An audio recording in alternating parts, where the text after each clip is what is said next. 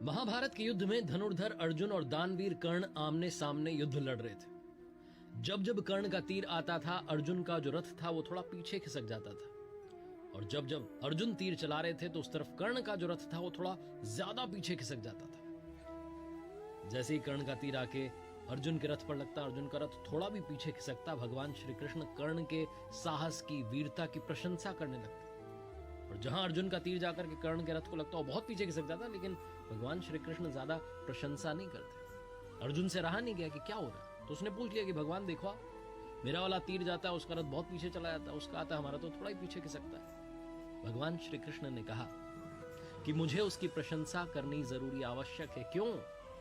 क्योंकि तुम्हारे रथ पर स्वयं मैं विराजमान हूं, ध्वजा पर हनुमान जी विराजमान है, तुम्हारे पहियों को शेषनाग ने थाम रखा है, लेकिन तब भी कर्ण के तीर की ताकत देखो कि थोड़ा तो पीछे खिसक रहा है, इसलिए वो तुमसे ताकतवर तो है।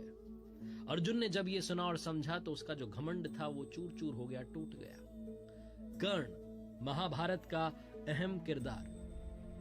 कर्ण को लेकर के बहुत सारी बातें दुनिया में कहीं सुनी जाती है। कर्ण से सीखने के लिए बहुत कुछ है, कर्ण की गलतियों से भी सीखने के लिए बहुत कुछ है।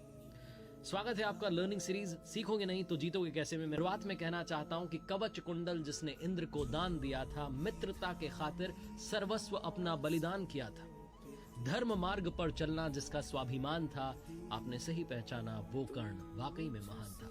5 लर्निंग्स फ्रॉम कर्ण। आइए शुरू करते हैं। सबसे पहले बात करता हूं मैं कर्ण के किरदार की। तो बहुत से लोग दुनिया में जिन्होंने महाभारत को पढ़ा समझा है, वो कहते हैं कि कर्ण से क्या सीखे। कर्ण तो महाभारत को रुकवा सकता था, कर्ण ने ये नहीं किया। कर्ण की गलतियों से भी सीखा जा सकता है। सबसे पहले मैं यही कहूंगा कि कर्ण की गलतियों से सीखिए, कभी जीवन में ऐसी गलतियां मत कीजिएगा। पहली गलती जो कर्ण ने की, हस्तिनापुर में जब सारे राजकुमार शिक्षा ग्रहण करके वापस आए, कौरव पांडव, तो सारे राजकुमारों की जो कला थी उसका प्रदर्शन करवाया जा रहा था। मैदान में सब इकट्ठे थे और सब अपने टैलेंट का शोकेस कर रहे थे। तभी वहां कर्ण पहुंच जाता है और अर्जुन को चेतावनी देता है, खुली चुनौती देता है कि आ जाओ मेरे साथ में, आजमाओ, बताओ किसमें कितना दम है। अब कर्ण जो था वो उम्र के हिसाब से युधिष्ठिर से बड़ा था, भीम से बड़ा था, यहां तक कि अर्जुन से काफी बड़ा था। बहुत एज डिफरेंस था।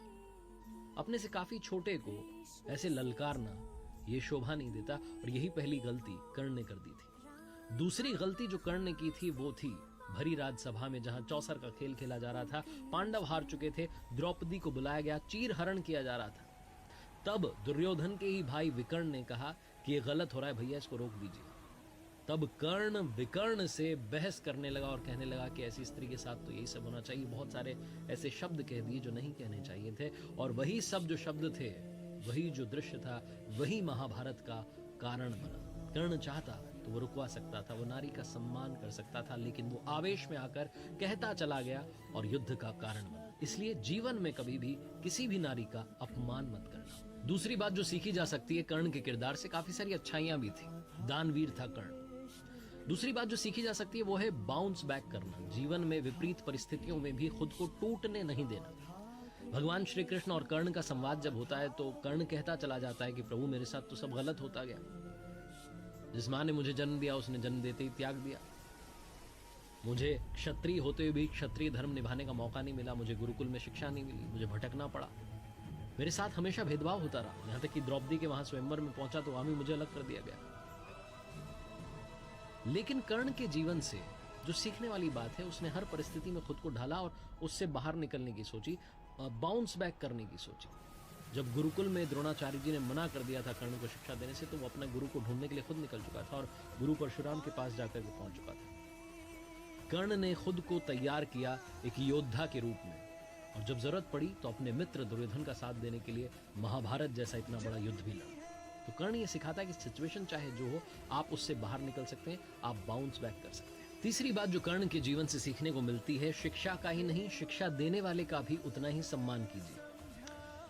कर्ण धनुर्विद्या सीखना चाहता था, गुरु द्रोणाचार्य जी के पास जाता है, वहां से इनको लौटा दिया जाता है, कहा जाता है कि हम तो सिर्फ क्षत्रिय को सिखाते हैं। कर्ण को कैसे भी धनुर्विद्या सीखनी होती है तो मालूम चलता है कि भगवान परशुराम जी के यहाँ सीखी जा सकती है, लेकिन वो सिर्फ ब्राह्मणों को सिखाते थे। तो कर्ण ब्राह्मण होने का नाटक करके वहां पहुंच जाता है कि मैं भी ब्राह्मण हूं, शिक्षा ग्रहण करने लगता है। एक दिन भगवान परशुराम जी अपने शिष्य की गोद में सर रख करके आराम कर रहे होते हैं। तभी एक बिच्छू आता है और कर्ण की जांघ पर डंक मारने लगता है। दर्द तो कर्ण को बहुत हो रहा होता है, लेकिन हटाता नहीं है कि गुरुजी की नींद ना खुल जाए। भगवान की नींद खुल गई तो बहुत गुस्सा होंगे, नाराज होंगे, और वो विश्राम कर रहे हैं, उन्हें विश्राम करने दिया जाए तो सह लेता है सारे दर्द। बिच्छू चला जाता है डंक मार के, खून बहने लगता है। कुछ समय के बाद में भगवान परशुराम की नींद खुलती है, वो देखते हैं कि कर्ण की जांघ में से खून बह रहा है। तो कहते हैं कि तुम ब्राह्मण नहीं हो सकते, इतनी सहनशीलता सिर्फ क्षत्रिय में होती है, कौन हो तुम बताओ। और गुस्सा आ जाता है और वो श्राप दे देते हैं कि तुम मेरी विद्या को तब भूल जाओगे जब सबसे ज्यादा जरूरत हो, सबसे ज्यादा आवश्यकता होगी, उस समय तुम्हें याद ही नहीं आएगा। कर्ण चरणों में गिर जाता है, कहने लगता है भगवान ऐसा श्राप मत दीजिए। लेकिन श्राप एक बार दे दिया, वापस तो लिया नहीं जा सकता। वो कहता है कि मुझे नहीं पता मैं किस कुल में पैदा हुआ, कहाँ मेरा जन्म हुआ, मुझे कुछ पता ही नहीं है। मुझे बस धनुर्विद्या सीखनी थी, इसलिए आपके पास चला आया। भगवान परशुराम फिर अपने शिष्य को देख करके, दया करके अपना विजय धनुष जो है दे देते हैं। एक और श्राप है जो कर्ण की मृत्यु का कारण बनता है। एक बार जंगल में राक्षस का पीछा करते हुए कर्ण दौड़ा चला जा रहा होता है और वो तीर चला देता है, तो तीर राक्षस की जगह जाकर के गाय को लग जाता है। गाय का स्वामी ब्राह्मण होता है। जब वो ब्राह्मण देव वहां आते हैं तो कहते हैं तुमने क्या कर दिया, एक असहाय को मार दिया। तुम भी जब असहाय रहोगे तो तुम्हें कोई मार देगा। और यही होता है युद्ध भूमि में, जब अर्जुन से सामना होता है तो विद्या भूल जाता है कर्ण। उसके रथ का पहिया दलदल में फंस जाता है, अर्जुन तीर चला देते हैं और कर्ण की मृत्यु हो जाती है। लेकिन सार ये है कि जिसने शिक्षा दी उनका भी सम्मान कीजिए और जो शिक्षा मिली उसका भी सम्मान कीजिए। चौथी बात जो सीखनी चाहिए कर्ण के जीवन से, कर्ण ने ना सिर्फ मित्रता की बल्कि मित्रता को निभाया भी। आज की लाइफ में बहुत सारे फ्रेंड्स होते हैं हमारे, लेकिन बहुत सारे फ्रेंड्स में से बहुत कम फ्रेंड्स होते हैं जो हमारी फ्रेंडशिप को निभाते हैं। कर्ण को मालूम था कि जीत इस महाभारत के युद्ध में पांडवों की होगी, क्योंकि उनके साथ में भगवान श्री कृष्ण खड़े हुए। लेकिन फिर भी कर्ण लड़ता चला गया, एक बार भी ना नहीं कहा। अपने मित्र दुर्योधन को यह भरोसा दिलाता गया कि हमारी जीत होगी, हम लड़ेंगे, हम जीतेंगे। कौरवों की पूरी सेना आंख मूंद करके कर्ण पर विश्वास करती थी। दुर्योधन ने भी मित्रता निभाई थी। जब पांडवों ने कहा कि कर्ण कोई राजा तो है नहीं, हमसे युद्ध कैसे करेगा, तो तुरंत एक राज्य का राजा दुर्योधन ने कर्ण को बना दिया था। कर्ण को जब महाभारत के युद्ध में बीच में मालूम चलता है कि उसकी जो असली मां है वो कुंती है, वो पांडवों का ही भाई है, तब वो मां कुंती को प्रणाम करके कर्ण कहता है कि मां माफ करना, लेकिन इस युद्ध में आपके 5 ही बेटे बचेंगे। युधिष्ठिर रहेंगे, नकुल रहेंगे, सहदेव रहेंगे, भीम रहेंगे, लेकिन अर्जुन और कर्ण में से सिर्फ एक बचेगा, क्योंकि युद्ध तो मां होकर के रहेगा।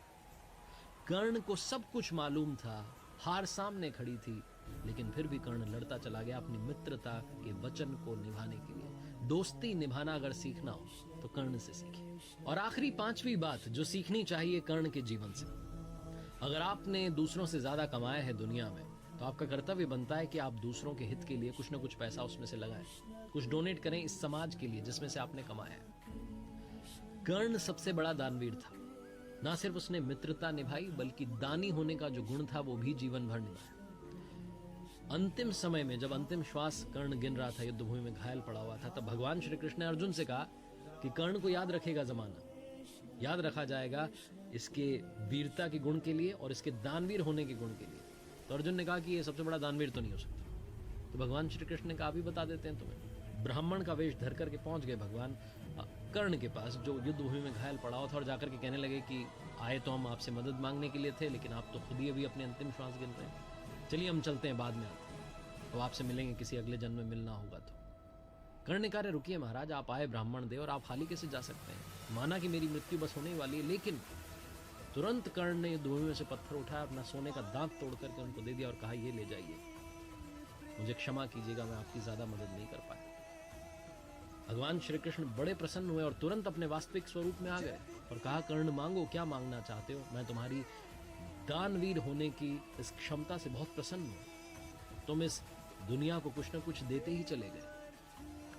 कर्ण ने अपने अंतिम समय में भगवान श्री कृष्ण से 3 वरदान मांगे थे। सबसे पहला कर्ण ने कहा कि मेरे साथ में जिस तरीके का अन्याय हुआ, आप अपने अगले जन्म में सुनिश्चित कीजिएगा कि मेरे वर्ग के लोगों के साथ में अन्याय ना हो।